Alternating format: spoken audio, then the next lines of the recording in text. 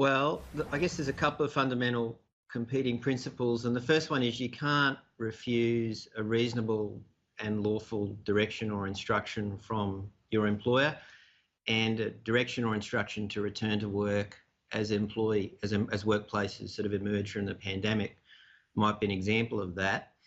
If you can't justify a refusal to return to work, then eventually, and I'm not saying employers will jump to that in the first instance, but eventually you might find yourself losing your job.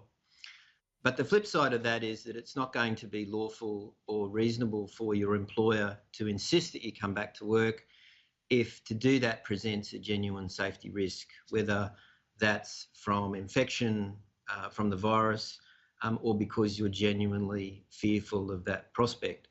So both of those risks are risks that employers can't ignore. They're legally obliged to manage that or manage both of them. And that's what responsible employers are now doing with the government freeing up some of the restrictions.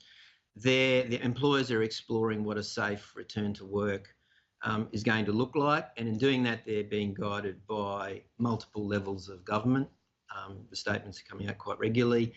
And behind them, the safety experts and the safety regulators looking at appropriate risk management of the various issues that a return to work is going to involve. So things like hygiene and infection control in individual workplaces and high traffic areas in commercial buildings like lifts and lobbies, risks arising out of the use of public transport, risks in physical dealings with people or associated with larger gatherings of people and so on. So going forward, everyone involved, that's both employers and their employees, are going to have to be vigilant about managing the risk of infection associated with physical returns to work. And that's going to be a moving feast. It's reasonably going to involve and should involve ongoing discussion and consultation between employers and their workers. There's not going to be a one-size-fits-all answer for every workplace and every employee. Individual circumstances will play quite heavily into individual outcomes, and everyone involved is going to be obliged to act reasonably. And they'll do that being guided really by the objective facts as information becomes available about managing the risks of infection in relevant contexts. I mean, the starting point has to be that the risk of community-based infection appears to be dropping, and that's going to factor heavily, of course, into employer risk assessments. And we've heard a lot of reports about employees saying that their bosses are telling them they're not eligible for JobKeeper. What can you do if you do believe you're eligible for JobKeeper, but your boss says you're not?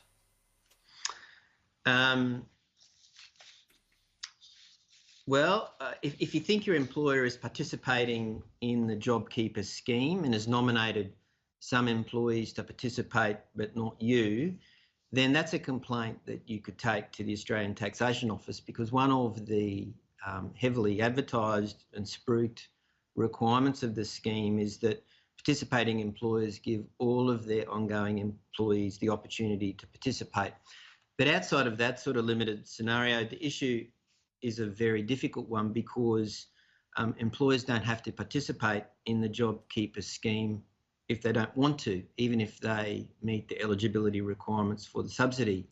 So if they're not participating, then none of their employees can, and by and large, that's the end of it.